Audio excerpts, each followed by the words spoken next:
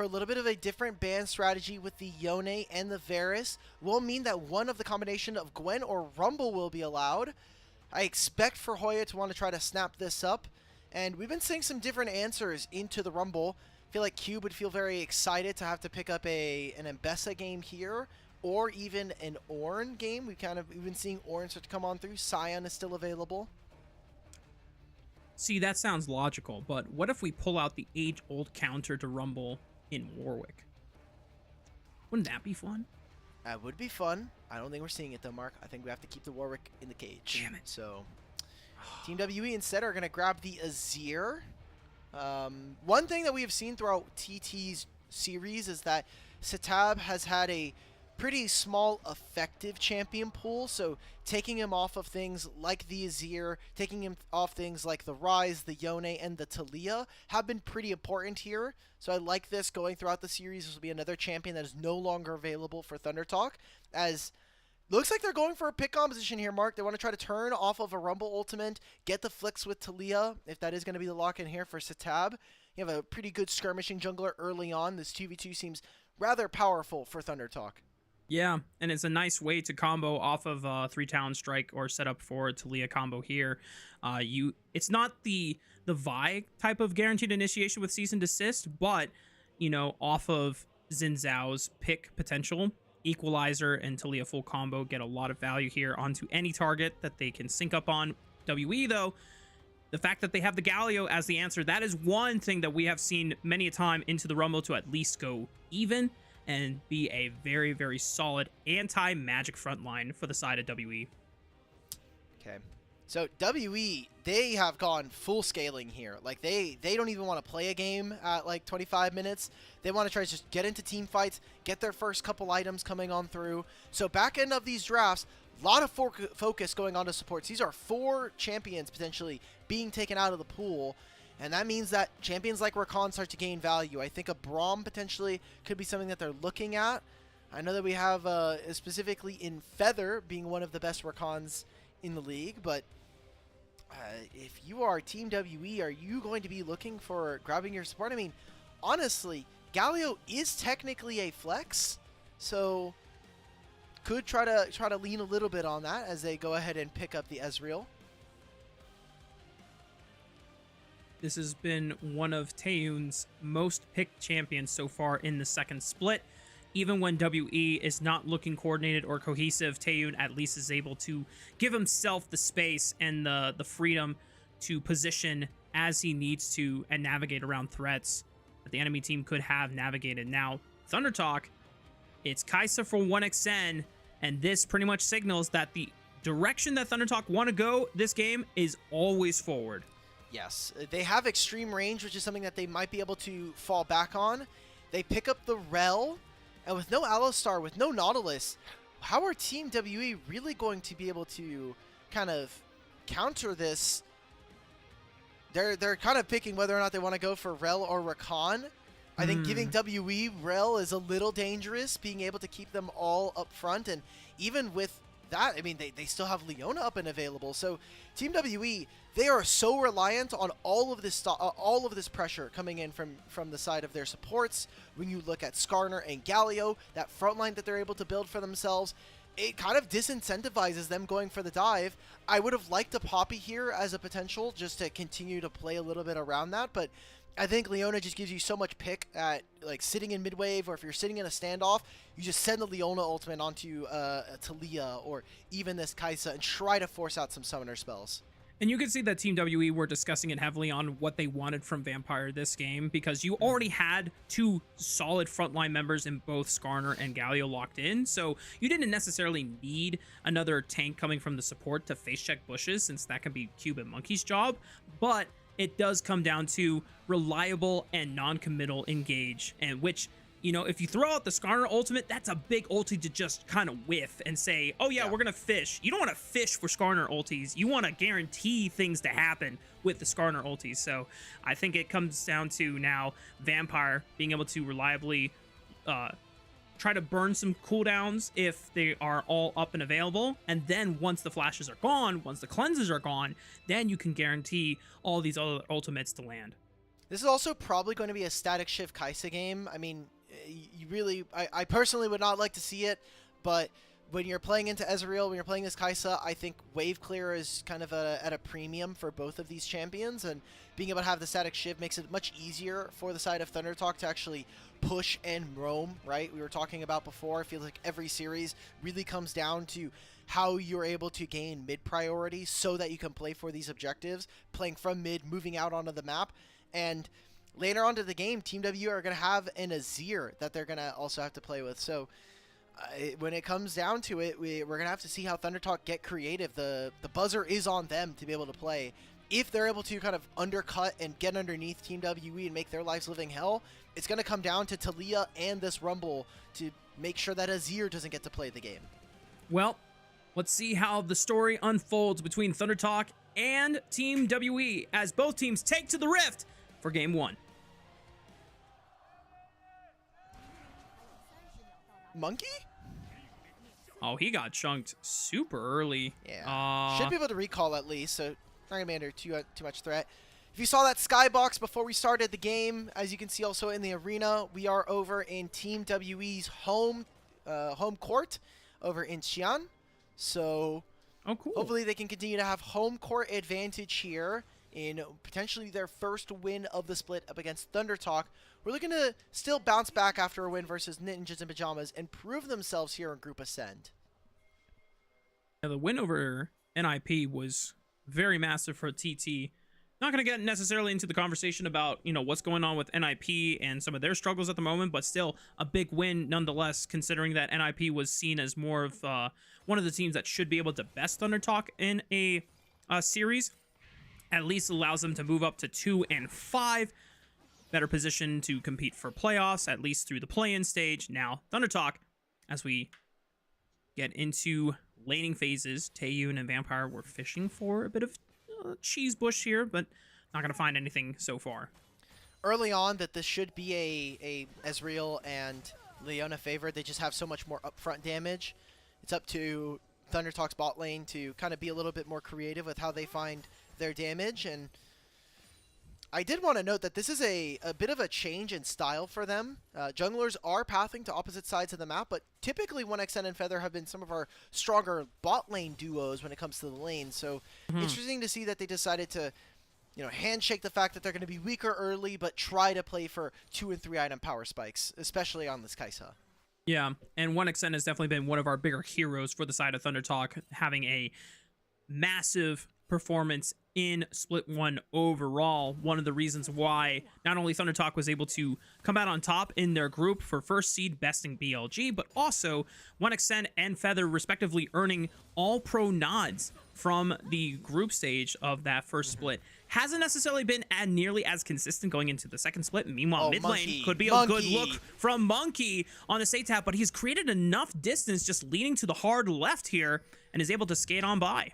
Monki keeps doing this, man. He keeps going for early cheese ganks, trying to abuse Skarner. He did this up against IG and was able to get Rookie's flash early on. And this was just yesterday. Something we haven't really talked about too much is Vampire does fly in, should be able to get out of that. But W are now playing their second series in a row. They got 2-0'd by IG last game.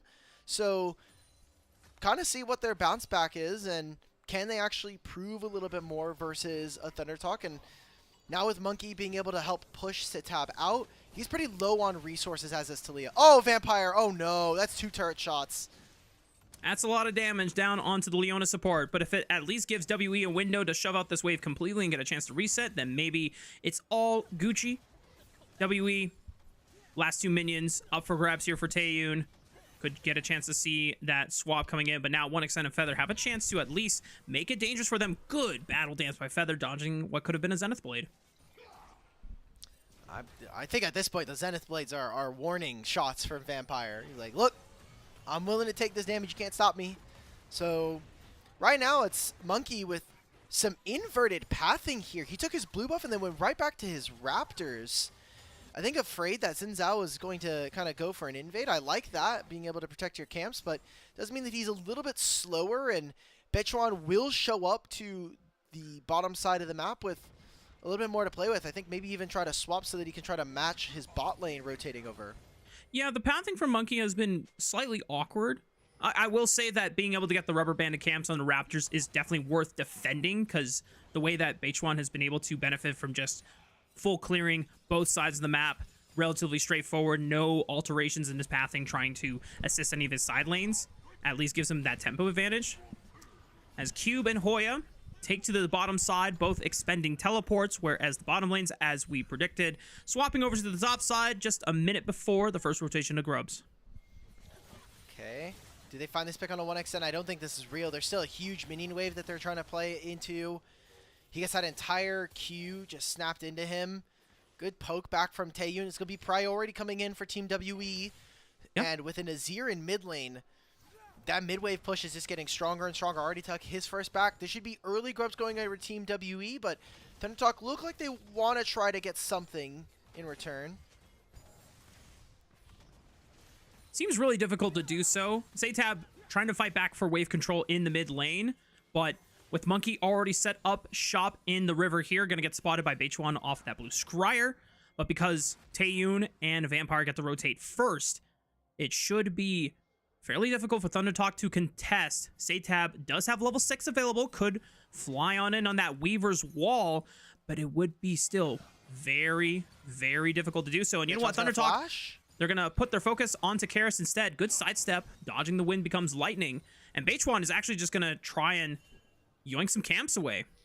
Beichuan's almost level 6 right now. He is so far ahead of his opponent. He doesn't even care. Yeah, he'll take the camps. He'll take Dragon.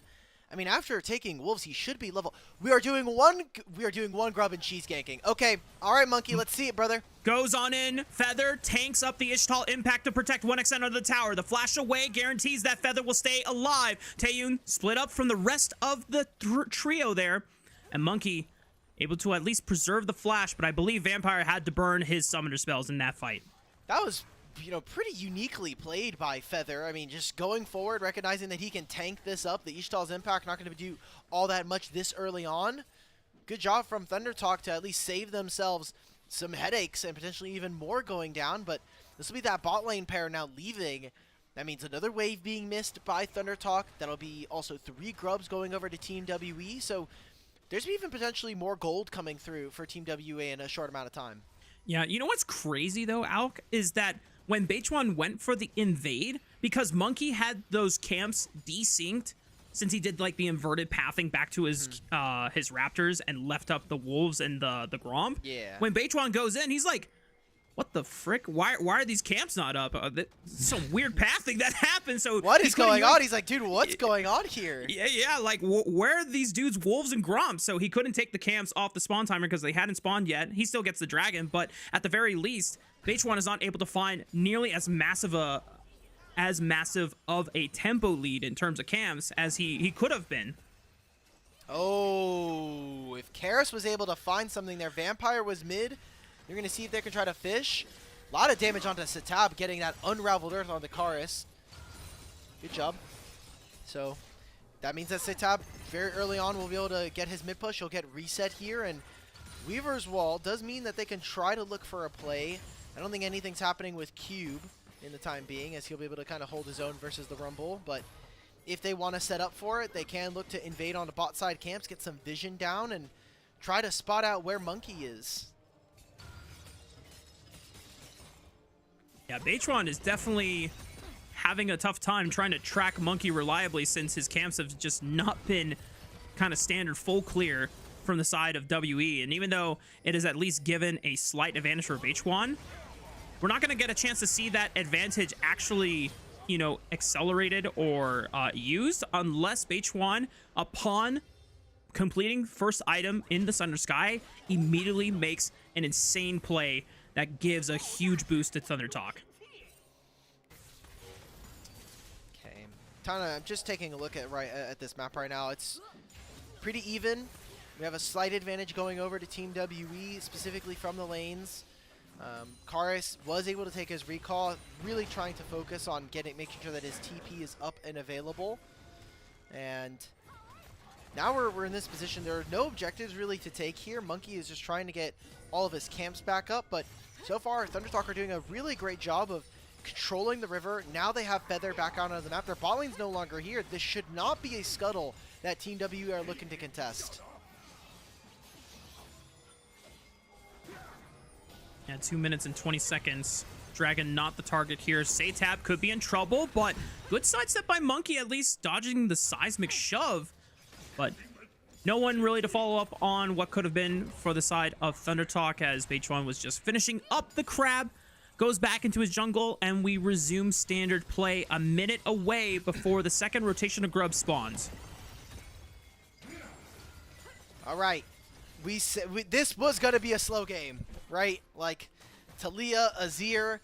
The fact that Karis has not been fishing for Talia's flash is a little worrisome for me. Now, even with WE having the Leona ultimate, ThunderTalk always has to be careful. Where is Leona ulting? How are we ever going to be able to engage onto a Galio or any of these members, really, when there is a hero's entrance coming in and a Skarner right next to them? So, yeah, ThunderTalk need to be very careful. If not, they're going to be walking into a team fight that they are woefully underprepared for.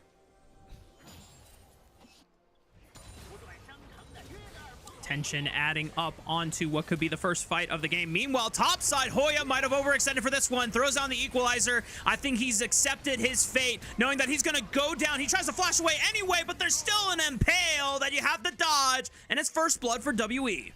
They won't even be able to grab these grubs quite yet, but fantastic find there for Team WE. Thought that the overforce onto Galio was a little much there from Hoya. Even using his flash, trades it for Monki, even gets the impale. Maybe this is just not going to be their play. They're going to recall. They're even sending SeTab now up to this top side. He tanks that bullet for them and will actually grab them 6 grubs, which is so important for this team to be able to pull WE across the map. They do not want to have them on equal numbers. Yeah, it definitely seemed like Hoya was just going to just take it and die, but then once he saw the outplay potential there, is able to burn more resources from WE than thought possible, and that opens up the window. But now WE, knowing that they are not going to be able to contest for the grubs, instead of trying to linger around for some picks on the top side, they're going to pressure Hoya. Now knowing that he doesn't have equalizer, he's down flash, and it's going to leverage the advantage even further on the side of WE. It also just means that Karis gets a free escort into this bottom lane turret. Gets some time to hit the objective. This will be the Dragon going over to Team WE, as ThunderTalk would have preferred if they would have gotten more of those grubs just so they can try to pressure on a side lane, but seems like they're going to collapse. We're getting a teleport here from Cube. They are reinforcing. They do not want this bottom lane tier 1. They want to try to corral them around this objective and play to them in the pit. Oh, ThunderTalk are in trouble here. 4 versus 3. The rest of TT members are far away, and they've already done away with Beichuan. And SeTab is just casting the Weaver's Wall so he can get the hell out of here. But Feather has joined the fight, trying to bail out his AD carry in 1xM, but he's still caught up by all 3 from the side of WE. And they extend the gold lead by 2,000 and rack up 3 kills. Those were 2 flashes going down, the heal and the cleanse now from both bottom lane pairs, as well as those kills. ThunderTalk continue to make faults that we have seen from them for multiple series now, which is a disconnected play, the front line not working in tandem with their back line, and overall a very scattered fight from ThunderTalk. As we get back into this, look at where all their carries are. We have Hoya and Rakan on one side, this 3v3 coming in from the opposite, and there's so much invested. Why are we trying to play this one out? Why is Feather flashing in to find this ultimate when SeTab is just going to use his ultimate to get out, and even to just get out of this pit? He doesn't want to get forced on, so he has to flash over the Dragon Pit wall. As ThunderTalk, what are we doing? No, it seems like Feather was trying to give his life to ensure that 1xN could walk out, but there was still a flash that could have been used. 1xN doesn't get a chance to use it. Killer Instinct had already been exhausted as well, so definitely have to question what was the communications there for this squad. But for Team WE, able to make the quick collapse. They had the numbers advantage. They pressed it, and you know, at least for their side, they're finally starting to spring forward to their advantage. Now Taeyoon, the major benefactor of all of that commotion, now up 2 kills in the lane matchup. It doesn't necessarily mean a huge Stark Gold advantage against the Kaisa so far, but when we talk about Team WE's games and how many times a Taeyoon has struggled to essentially pull off 1v9s because the burden of the rest of his team has been so heavy, this is one of the times when Taeyoon can take a relief and let that weight off his shoulders, because so far the team is on the same page with him. Monki and Vampire seem to be working a lot better, and so far I'm okay with that, because that means that, one, we get less people that we have to pick on, and two, we just get a much more even league across the board, even if Team WE isn't on the same page as some of our other top-level teams. But you're right, the Trinity Force is such a strong spike coming in for him. Even Karis getting access to the Leandries. Once these two items come in for WE, we're going to be seeing them with pretty massive advantage. I feel like they would be very comfortable to try to find fights. Getting pings towards the top side of the map. Such a focus from Team WE to get gold into Karis' pockets. A strategy that we've been starting to see from them, just escorting their mage, making sure that he's hitting turrets. And now this Azir is going to get more alone time with this turret, at least for now, getting damage, but starting to get priority for these heralds spawning in a 30 seconds time. Yep. WE already first ones in the river. There's only a couple of wards scattered around the entrances here. One behind that lime brush on the side of the red quadrant. One by the river entrance towards this blue buff. But now WE taking up space, ensuring that TT cannot get back in and pressuring for the top tier 1 turret. Beichuan finding Taeyoon, flashing forward right on after him, and the rest of WE's front line has to come in and save him out, but the 1xN Killer Instinct finishes off the AD carry. Monki's gonna try to buy some time with this Impale, trying to look for 1xN. Vampire and Monki will at least trade one back, but the rest of the fight has been lost. Monki is forced to scatter, but the flash from Hoya will commit for the Scorpion. Another harpoon in the back will guarantee that TT win the fight. This is such a good fight there from ThunderTalk. They bounce back after some miserable positioning, but are able to make that pick onto Taeyoon. Even throughout the flash, Beichuan holds it, is able to then trade his own. There's a lot of summoner spells used here, and while ThunderTalk get a ton of kills, they'll also grab this Rift Herald, which definitely opens up the map with this dragon spawning in 40 seconds. A little bit of recall, and now have pick of the litter, get more items for Seraph's now completed on SeTab. Take a look, just a blast cone here from Beichuan. Him and Feather being able to link up, and then Monki puts himself in a bad position. Maybe if the Galliult was able to come in a little bit sooner, but I mean, Cube still had to finish his teleport. He was nowhere here for this play. Good decision making from ThunderTalk. Yeah, it was a decisive one as soon as they realized that Monki was split away from the bottom lane duo there in the river. Beichuan just not hesitating to take advantage of the power of that blast cone. Meanwhile, could be another fight in the river here. Third dragon of the game has spawned. It is Chemtech sole map here for the side of this game. ThunderTalk now trying to see if they can fight their way back into the river using the red quadrant entrance. Good seismic shove and combo onto Vampire, getting a lot of ship damage. 1xN layering it up with a Void Seeker as well. But the rest of WE maintaining their position. Okay, this is such a tough fight. Now there's ultimates coming back here. There's even those summoner spells that we were talking about. I think that ThunderTalk weren't able to pull the trigger. Probably would have preferred to spin in mid and summon this Herald a little bit sooner so that they can force WE into an uncomfortable position. But this will mean, for the time being, they're able to cheat priority. They'll get the crash into mid lane. And this gives time now. I mean, ThunderTalk, they need to have started this objective already. Vampire is coming back from base, has his ultimate, and he's going to be able to flank the rest of the team. Feather tries to force the fight here. Taeyoon immediately shifts away from the equalizer. That's the Rumble ulti gone. Now WE have a little bit more confidence to fight back their way into the river here. Ultimates now that are available. Feather's quickness. That's going to be the big one that can set up and layer down another engage, or at least provide disengage. But because Feather took such a big chunk in that skirmish, he's forced to retreat, and that's WE's dragon to take. I mean, just ThunderTalk, we need to pull the trigger a little sooner than that. That's just a dragon going over now, and when we come back to lanes, I mean, ThunderTalk will be able to continue to push around some of their opponents. Don't do this. Monki, just there you go. Okay. They'll continue to push around their lanes as ThunderTalk, but you're okay as WE. You have two dragons. You're able to split the grubs half and half with your opponents. Second items are probably going to be coming in, especially for Taeyoon, who's almost done with a Muramana at this point. A good sweep by Karis, and Hoya doesn't have flash available, so He's just going to accept his fate, walk it off, and die. WE now got to be careful. Feather avoids the impale by skirting right on past him thanks to the battle dance and the grand entrance. Monki cannot get through the wall with the Astal's impact, but please tell me you guys have enough damage, and yes, they do. Beichuan finds the win, becomes lightning in the back of the Scorpion. But they lose so much. Like, Raafaa, look at the map right now. They didn't, this entire time, Cube is just pushing the wave. So that's turret damage being taken. That's another wave that they're missing at the very least. They get 2 turrets here for Karis.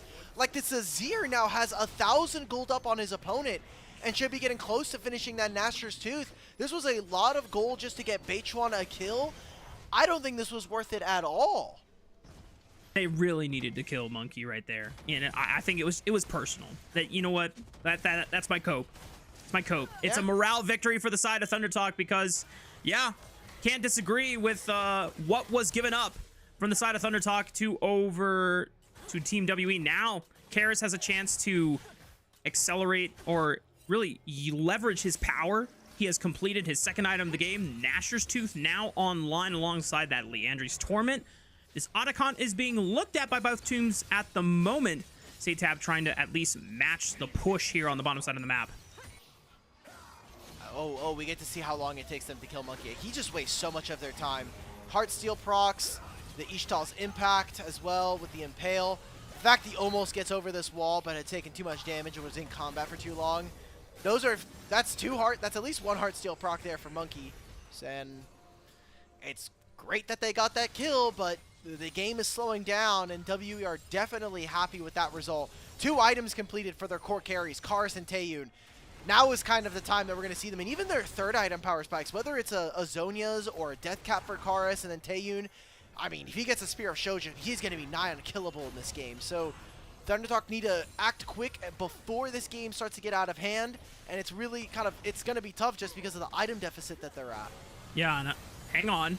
Could be a big fight over here in the red quadrant. Cube arrives with the hero's entrance. Beichuan is caught up by the Impale, but feathered by so much time, and 1xN is free, hitting the front line. Can they get enough damage? Hoya has joined the fight as well. 1xN still pumping, finds the killer instinct right into the backline, flashing away from Taeyoon, but he still falls to Karis on the Azir, and now SeTab is isolated from the rest of his squad.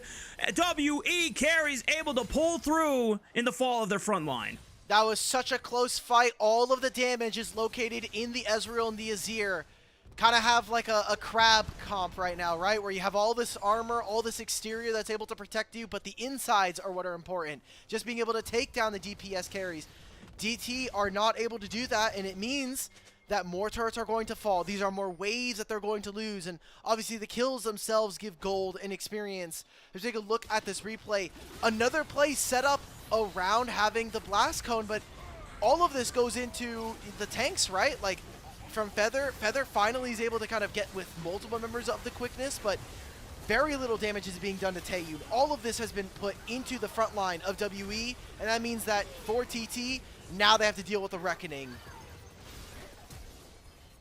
And one thing we didn't get a chance to mention about these 2 compositions here before, especially before this fight, it's already a great adaptation from Monki and a majority of the frontline members to just rush a bunch of magic resist, because all the mid-game damage that's spiking, hang on, Beichuan could be in trouble here. Doesn't have flash available, and Feather tries to stall as much time as possible. Good Crescent Guard usage keeps WE at bay, but that is a couple of ultimates already expended, and with Dragon coming up in 30 seconds, they're not going to have it available for that fight.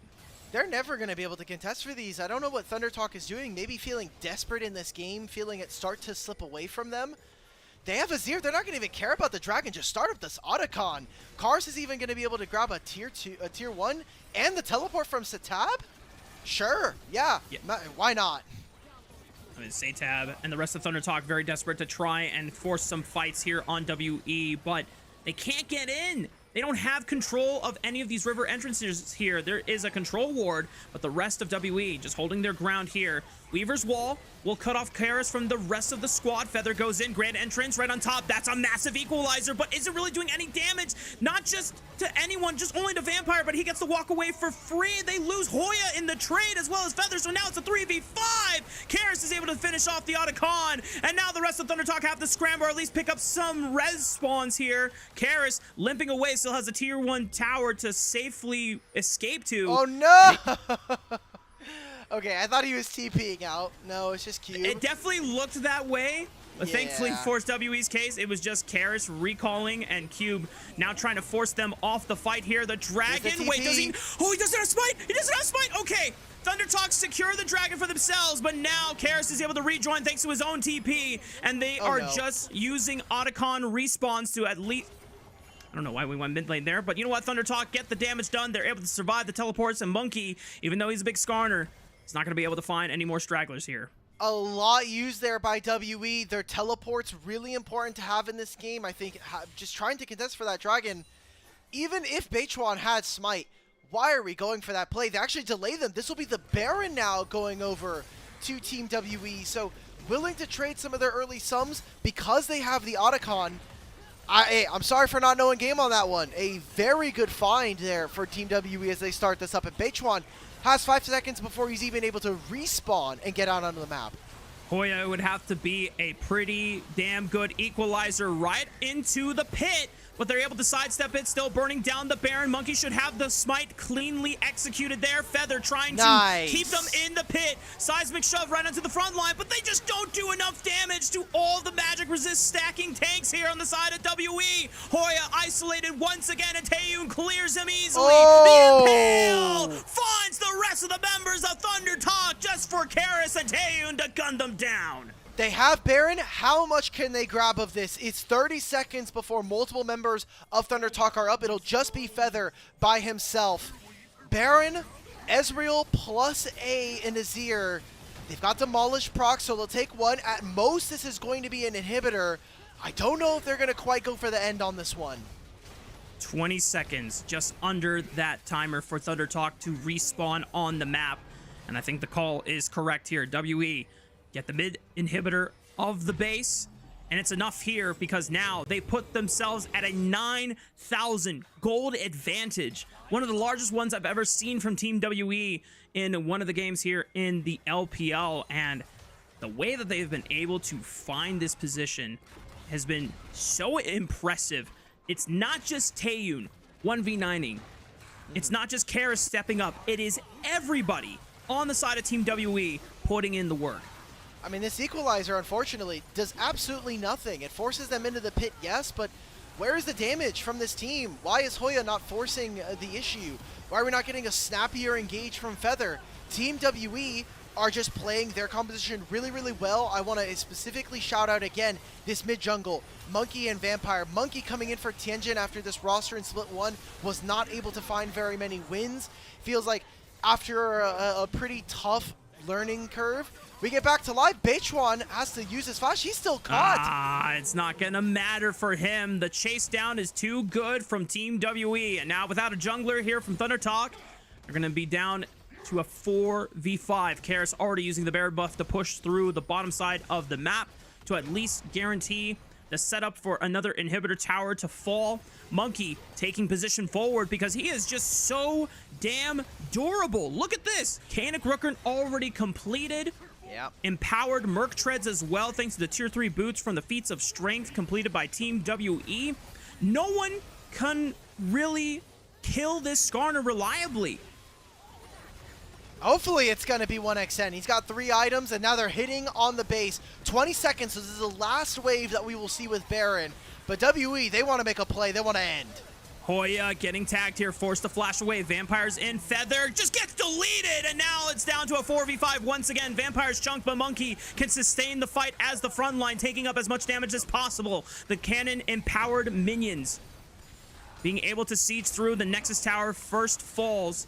Looking for the next one. Baron buff has expired. A Vampire. flash from Vampire to land another engage, but really good crescent guard by Beichuan. Punts them all back. Emperor's Divide flash by 1xN. Wait a minute, ThunderTalk. They're not going to go down without a fight. They're going to make this a fight to the very bitter end. Taeyoon trying to delete as many members as possible.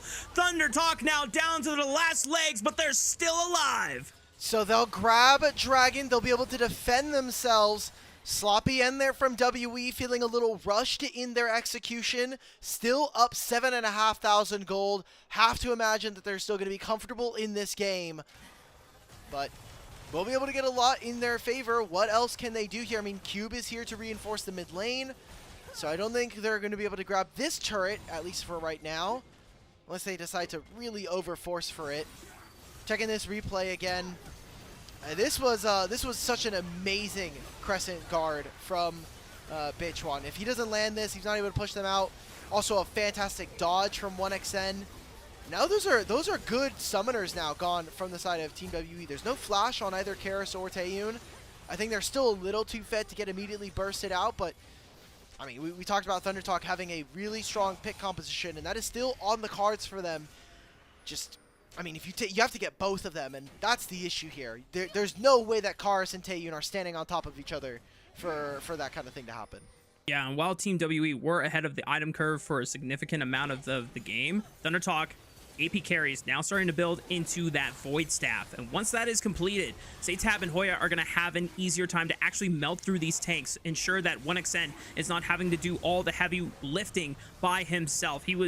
Once he was able to at least just solo out a tank by himself without any threat from Karis or Taeyoon, he was getting a decent amount of damage in, being able to shred through. It takes isolated skirmishes, being able to break apart the 5-man that WE have.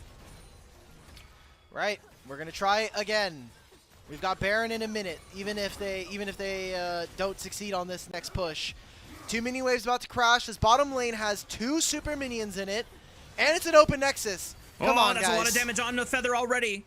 Good equalizer by Hoya, forcing Taeyoon to Arcane Shift away, but a good impale finds Beichuan, immediately blinks out Feather, and that should be the game. 1xN gonna try his damnedest to survive the front line, the onslaught, the CC, the flash away from Monki, but the rest of WE can just focus down the Nexus, and WE come away with game 1. There it is. They've been able to take games, but not end out series here in Split 2. Still 0-6. From start to finish, a WE game, right? Like, ThunderTalk made mistake after mistake. Their bottom lane was getting kind of crushed. And, I mean, Vampire, Monki, what else can we say? Like, they had really important jobs in this game number 1, having to find engagements onto low mobility targets. And despite it all, Monki, man, he was creative. He was, being a little bit of an annoying little rat in the jungle, but he got it done, and he was really disruptive to what ThunderTalk wanted to do, especially in the mid lane. Yeah, and I think it really came down to some of those mid-game fights and decision-making from ThunderTalk Gaming, where they were trying to contest for objectives without having the proper setup necessary. We still go back to whether it was the second dragon or the third dragon. I want to say it was the second dragon, where they had 3 members trying to fight their way into the river, but it was a fast collapse from Team WE and no quick enough response from TT's support and top laner. But by the time that they are starting to roam over, the fight's already over, and yet ThunderTalk are trying to scramble to, salvage the play. And sometimes you just have to cut your losses and just accept, hey, you know what? Let's save some spells. Let's save some ultimate cooldowns. Let's just get ready for the next play, instead of, losing more just trying to prevent a bad play from happening when it's already too late. And so many champions now. I'm already kind of thinking about game 2, thinking about Fearless right here. Obviously, Rumble being taken away is nice, but I'm really worried for SeTab's champion pool, because that is now 3 champions out immediately. Galio, Azir, and this Talia. So he's going to have to fall back on Yone, some combination of Yone, Ryze, or Ahri. Otherwise, there's a real possibility that WE just have completely pinched the pool within 2 games, because SeTab, as a mid laner so far, has looked really flashy on Yone and these different champions, but he gets lost on the map a little bit too often. We see weaknesses from the laning phase, so it's not even like he's smashing every lane, and that becomes very worrisome when I think Beichuan already is having to do a lot of heavy lifting so that they can get to these mid games without that much of a deficit. Yeah, and I'm not even sure if it was a result of, SeTab's early game here. It just seemed like the team wasn't properly set up for these objective fights, and which is a shame because something that we had credited ThunderTalk in the past, especially in Split 1, yes, lane swaps aside, when they got to the mid game, when they had a solid advantage for themselves, it seemed like they were well coordinated at that. They were able to find proper fights on their own, and we definitely saw instances of that. But overall, WE were just playing the team fighting game much better than they were, and just insanely surprising to see, ThunderTalk take some of these fights that were clearly not optimized for them. It's tough. ThunderTalk have just been a team that is hard to root for after Split 1. Like, I know we were all very hyped. They beat BLG. We were like, oh, they're going to do well in playoffs maybe. Like, there's a way for them to kind of fight through. Maybe they do a lower bracket run, but they get smashed really quickly. They play against BLG again and then get completely served on a platter. We even got to see the matchup again, and BLG still took it there. It just feels like ThunderTalk really coming back down to earth, and I think that's the more important part of, like, hey, we had some high expectations, they didn't perform, and so now we get to return to reality where ThunderTalk are a bottom of the pack team. They're lucky to be here in Group Ascend, and they're really going to be in the same level as like a Team WE or an FPX, where they aren't expected to do very well in this group and are looking to learn as maybe even try to fight their way into playoffs against some Group Nirvana teams. Yeah, and even for FPX's sake, we already talked about the fact that they're actually coming away with series wins against middle of the pack teams and being able to take games off of the top teams. Similar, not the same as WE, since WE were able to find game wins off of BLG, AL, and top esports. Now WE are one game away from finding their first series win of the split, baby. Said that before. We'll see if ThunderTalk can lock themselves back in going into game 2. But we still have an MVP graphic to wait on before we toss it the break. So while we are still chilling, Alk, just still, once again, in terms of laning phase, I'm not going to really comment on Karis there, but for a majority of the game, the way that he was set up alongside the rest of the squad here, yeah, just props to WE for, as a whole, everyone stepping up. We already talked multiple times, seeing WE on broadcast, that Taeyoon does feel like he is alone in, trying to do the heavy lifting for the squad, but this one was definitely a full team effort here. When we look at MVPs, I feel bad for 1XN because this is a certain moment where we would have given him MVP if they actually won this game. Yeah. But I really do believe that it has to be Karis here. Either Karis or Taeyoon. They did such an excellent... Honestly, do I believe that last part? Do I actually believe that in my heart of hearts? This could be a Vampire MVP. He played really well this game. We have to be honest. That's why when we're kind of hard on him, I'm not disagreeing with you. I'm not disagreeing with you. I think it really could go to a number of people, because it's just based on prior results, them stepping up. It could look like standard gameplay from our top teams, but for Team WE, it's a massive improvement in showing. And whether the opponent is ThunderTalk Gaming or someone else, it does not disregard the fact that this is a much better showing from Team WE on average. Yeah, I mean that when they have looked good is when they went. Okay, we give it to Karis. Okay, I was a little worried about the Taeyoon one, but Karis or Vampire could have earned it. And again, congratulations to them. Again, they are one game away from being able to close out. But we've said that before in recent history, so we'll see if ThunderTalk got any fight in them. That's right. When we come back from break, it is going to be game